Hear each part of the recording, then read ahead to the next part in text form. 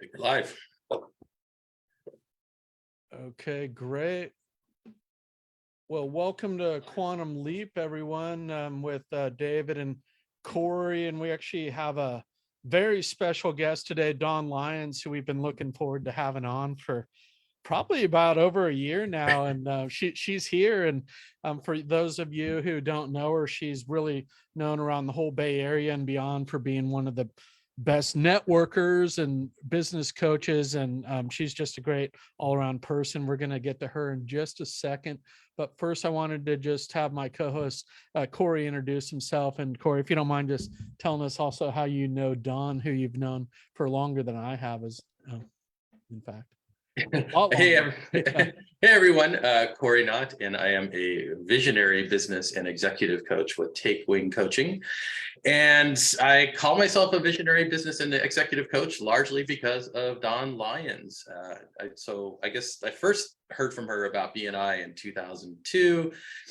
Did a few things, but didn't make a whole lot of it. But I became a director for the BNI area in 2008, and then got to know Dawn, and because of Gail, I joined her Referral Institute program, and she had me working on my why, and it was not. I thought it was good, but she thought there was no real emotional connection there, and I just got very thoughtful about that, and it really brought me around to a whole completely different view of life, and so made some big changes. It's been quite the roller coaster, but vision is where I really focused on, creating the future, and that's what I help my clients do now. And it really it all ties back to Dawn, and of course, Mike Macedonio, her husband, who also talks a great deal about vision, but he wouldn't be around if it weren't for her. So she is the reason, and a great mentor, and an incredible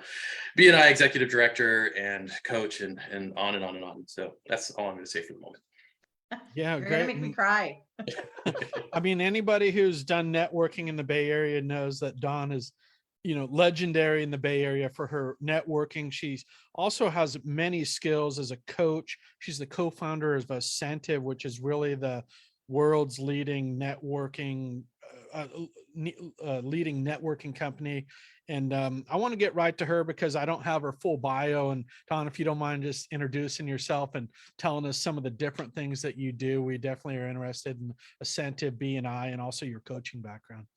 Absolutely. I think the interesting thing for me is I made a huge decision when I was a junior in high school. I lived in Michigan in a teeny tiny town, and I decided to move to California my junior year. And a teacher, my favorite teacher in the world, literally said this to me when I told him my big vision, Cory. He said, Dawn, you don't have to move to California. You're never going to amount to anything anyways. And I was so mad and so upset. And I stuck up my hand. I'm a little bit challenge driven. So I stuck up my hand and I said, I'll bet you $100. Well, I'll tell you this, I still don't have the $100, but I have lived in California since 1988. And I love sales. I love people. I love help connecting people with that thing that they need in their life. And so I don't consider sales a bad word. I've been doing it since I was 18. What a lot of people don't know is that sales in Latin actually means to serve. And so that's kind of how I look at it. I became very entrepreneurial, and I think that comes from my dad. But I just love working with business people and helping them succeed at whatever level they desire. Excellent. And for those who, a lot of folks know you from BNI, and I know we do most of our work with you with BNI. I just have a quick anecdote. The first time I met you was at the Scottish Rite Center when you did a BNI event. And I was just so amazed by you and Mike as business leaders. And it was totally different from anybody I've ever seen in the business community. And I was like, I just absolutely love this organization and these people. And that encouraged me to actually pursue a lead, eventually going into BNI leadership in the form of the director consultant. But if you don't mind just telling us a little bit about what makes BNI unique as an organization in terms of how it helps small business and kind of where it sits in the overall business landscape. Yeah, absolutely. The big key with BNI is simply the relationships. I think that a lot of people hear, oh, you can get more business, you're going to grow your business, and all those things are going to be fantastic. And you will when you work BNI properly.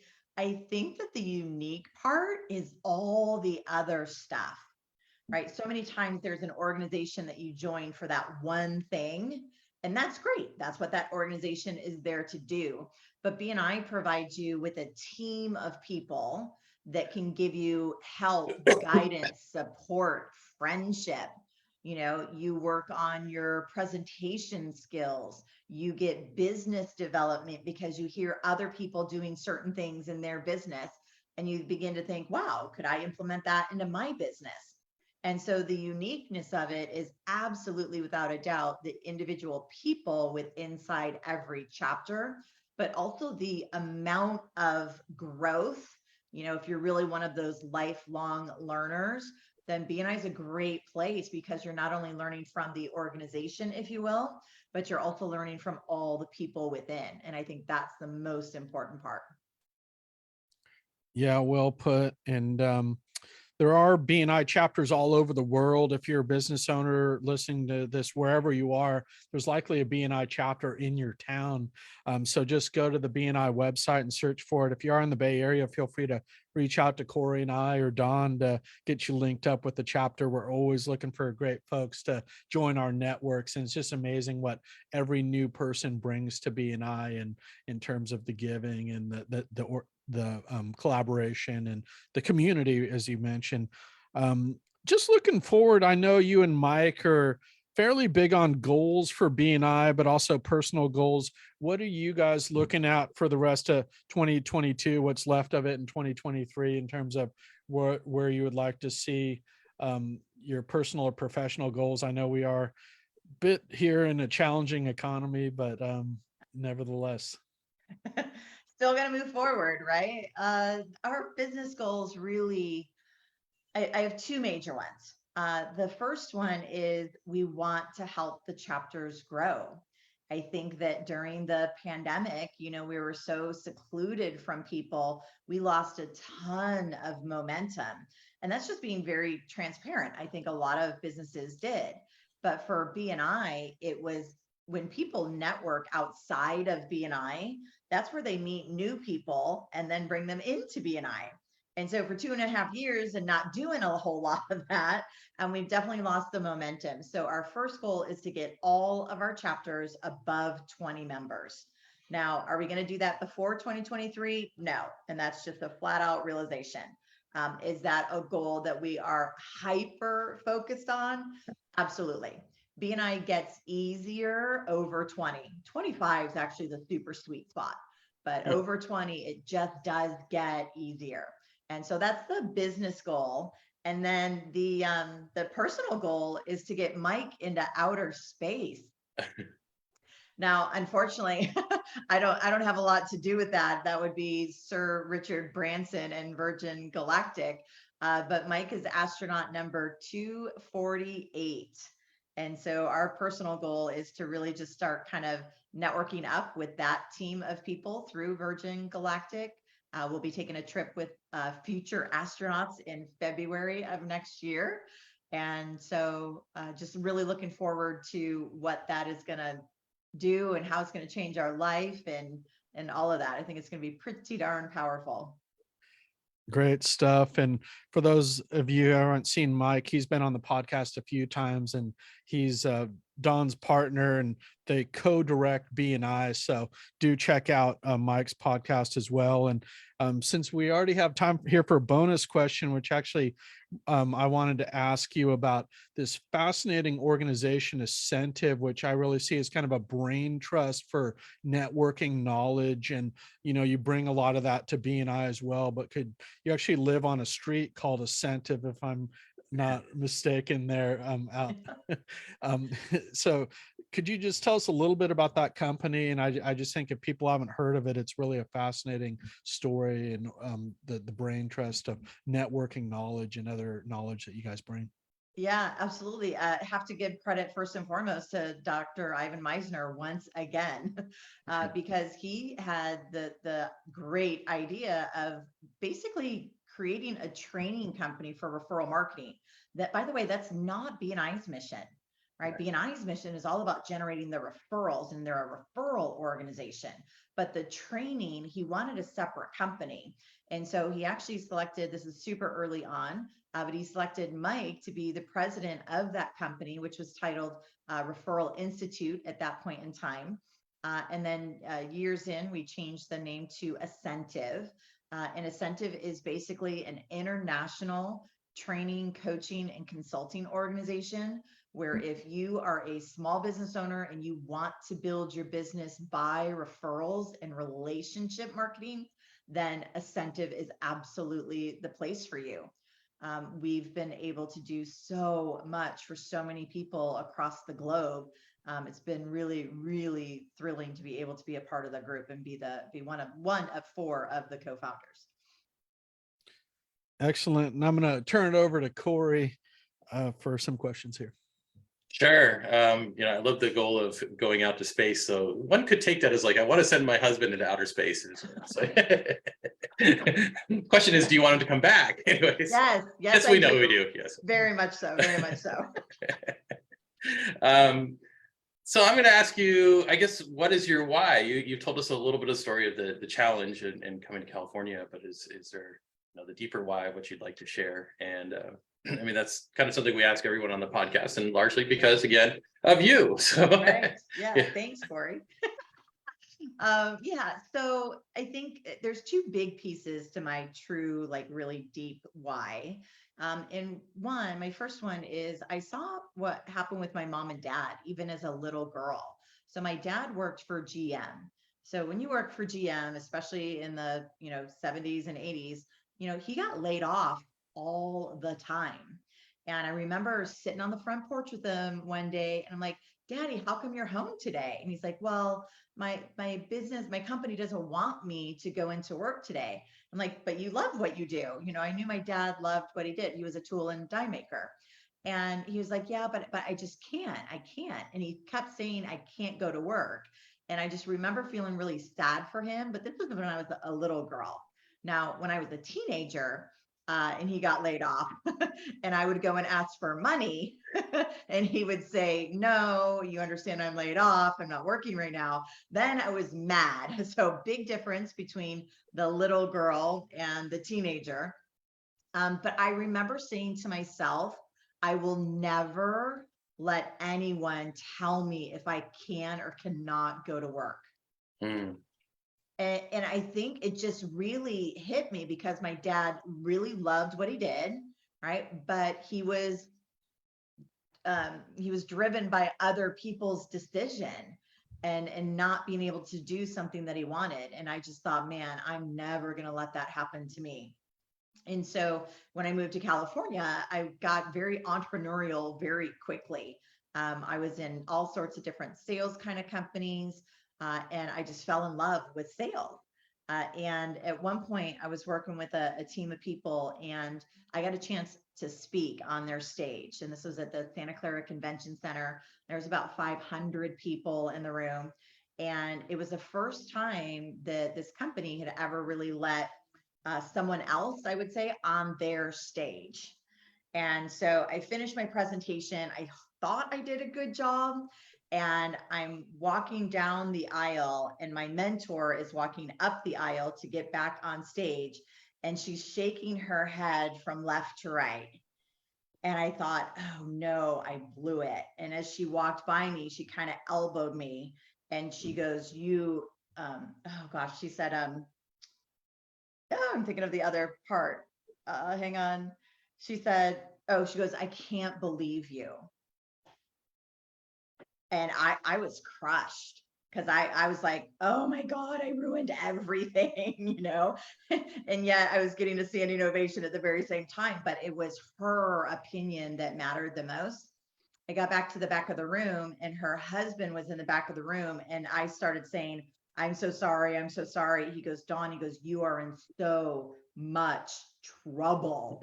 And then I just started like crying. I'm like, I'm so sorry. I don't know what I did. And then he said, no, he goes, you don't understand. He goes, we had no idea that you could move people like that. And then, like, I think I stopped crying. But then he just kept building me up and building me up. And I got to tell you, it was really the first time that I felt like somebody believed in me. So I'm driving in my little red BMW. I'm on the interchange of 280 to 380. If you're in the Bay Area, you know that area right there, kind of Daly City area. And I just said to myself, I said, that's what I want to do for the rest of my life. I want to build people up and edify them to the point where they believe so much that they go out and they accomplish whatever they choose to. So for me, it's really about entrepreneurship. It's about choices. It's about the freedom, but also the availability to get whatever level of success you desire. And so that's why we do what we do. I don't need to work with Fortune 500 companies. I'd much rather work with the solo entrepreneur. And it's just kind of, I think, where I came from. So that's my big why. Yeah. Which is why I connect with it so much. And I think David does too. So kind of rolling into that and building people up and everything else. And it's so important, when we have the why, because then we have that, that strength behind us, the more confidence, as it were. What would you say are the biggest challenges now for small business owners in this environment? Yeah. So do you mind if I take the environment out for a second? Sure. Yeah. Because I actually, I have about 18,000 words already written for a book. And I'm not moving forward on it, which is a whole nother coaching scenario that I could use help with, Cory. But I really believe, after studying and working with entrepreneurs, basically since I was 19, I really believe that there's three things that entrepreneurs struggle with. And it all comes down to sheer belief in themselves, belief in the ability that they can run their business properly. So the running of the business. And then the third thing is their belief in their own expertise. Mm-hmm. And so I was telling this to a gal who is a solo entrepreneur. She goes, well, I got two of the three of them, and it really comes down to how much you believe. And you can see I've got, my little book right behind me that says believe on it. That's my word. And I really think that if people believed more in themselves, they would charge what they're worth, right? They would build their company to a level that is truly probably above what they thought, but because they believe so much, they wind up getting there.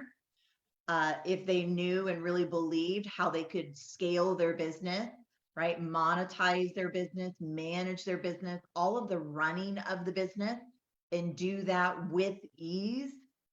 Man, I see so many people doing it, but it's such hard work, Mm-hmm. right? And so really making that easy for people.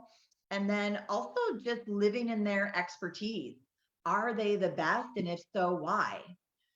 And do they have the right products, the right services, the right packaging, right? The right amount of inventory, which kind of goes back to running the business, but also just knowing that they are excellent at what they do and they take care of people so well.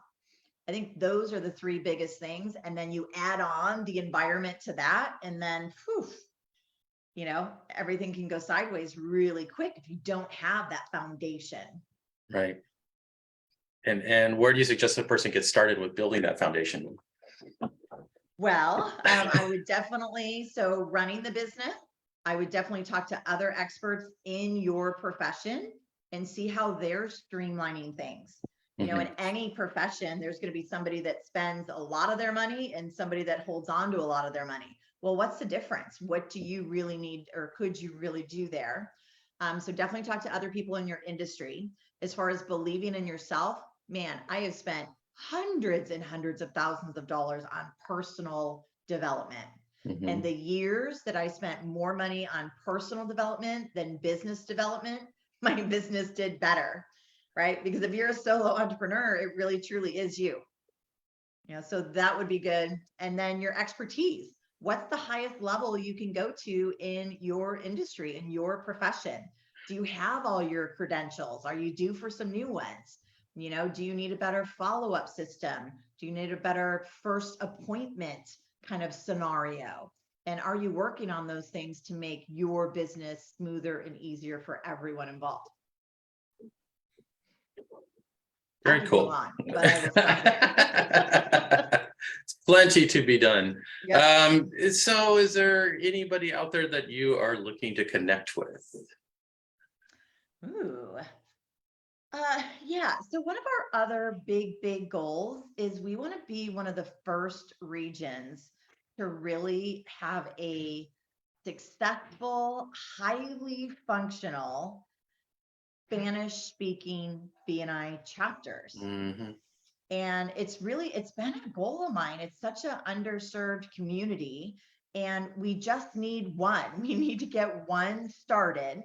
And so the connection I'm really looking for is, who is that one person that is so well connected in the Spanish speaking community that they would be able to find those, what we call those founding members, right? Build that chapter to 2025. We'll do all the training. We have people who speak Spanish that can do all the training for them.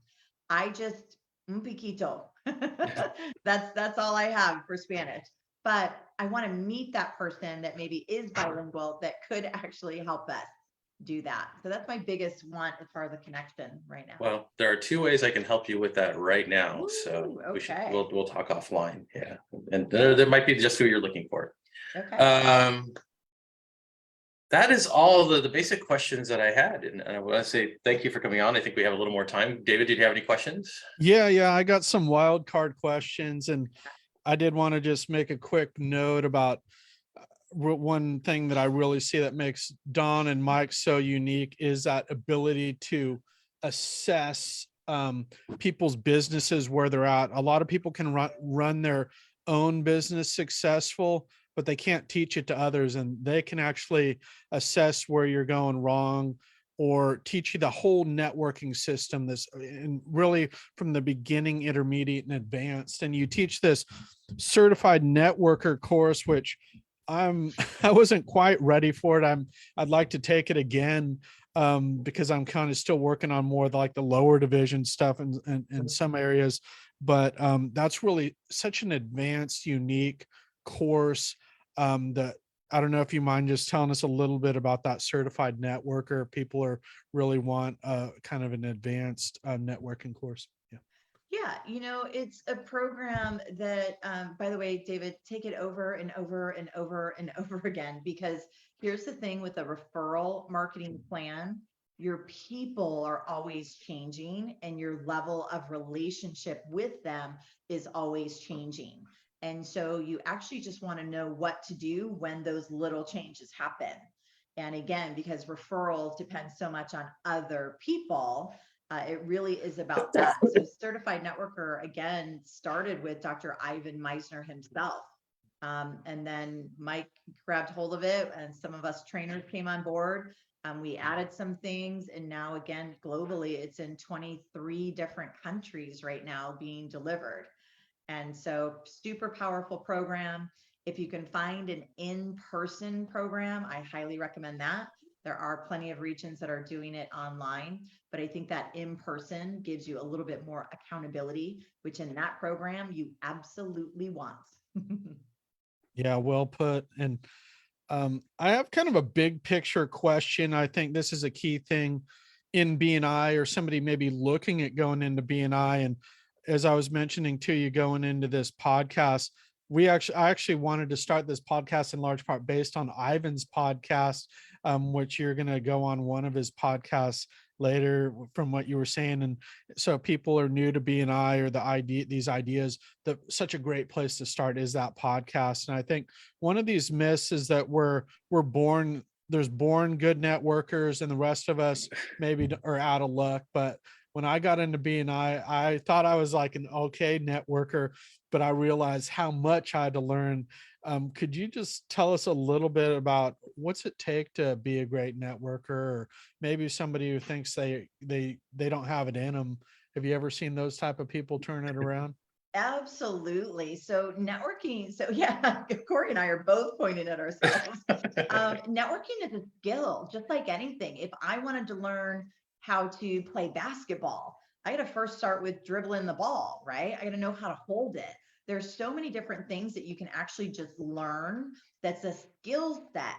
So no matter if you're extroverted or introverted, people talk about that a lot. You have to be extroverted to network. And that's totally false. In my opinion, it might be easier, but even introverted people can learn the skills of networking so that it feels absolutely comfortable for them and they still get the results that they're looking for. Networking should be fun. It should be interesting. It should be intriguing because you're looking at bringing new people into your life in some way, shape, or form. And that to me is just kind of interesting. And so if you can look at networking, Dr. Meister's quote is networking is a way of helping others as a way of growing your business. So if I help other people while I'm networking, right, in some way, shape, or form, they're going to want to give back to me and that could grow my business. And so when you really look at it that way, networking is definitely a skill. If any of you that are listening think that you can't get out there and network, we promise we can make it easy for you. Great. And we have just about a minute or two here. I have one other question that I don't want to say that it's a test here, but it's an example of some of your business knowledge. A lot of what we talk about on this show is business coaching, and Cory talks about this need to have a niche as a business coach, and not. I think that's something we learn in BNI, that we can't be all things to all people. Why do you need a niche? And for example, maybe being a business coach. I know all businesses need a niche, but if you have any thoughts on that. Well, a niche actually makes you stand out, right? I could need a doctor or I could need a brain doctor. Two really big different types of doctors, right? And if I really need a brain doctor, I really don't want to just go to a regular doctor. And so you want to think about it as how can you get more people attracted to you because you have that specialty. So it's about attraction. And you also have to be able to be willing to let go of not getting everything else. And that's what most people are too afraid of, to truly niche themselves. And I promise you, again, when you do niche yourself, you will attract the people. So getting that brand new client is way easier because the attraction is there and they're going to come find you. Great. And I'm just so grateful to have a lot of this knowledge on our monthly calls that we have. You guys, you and Mike share all this knowledge, and you've taught a lot of it to Cory. So there's just no shortage to what we can know to be successful as you part of your journey, all that personal development. That's so great to hear. And we're going to wrap up because we are at time. We want to thank you so much for coming on, and it was such a lovely conversation, and we look forward to invite you back at some point if you can find the time in your schedule.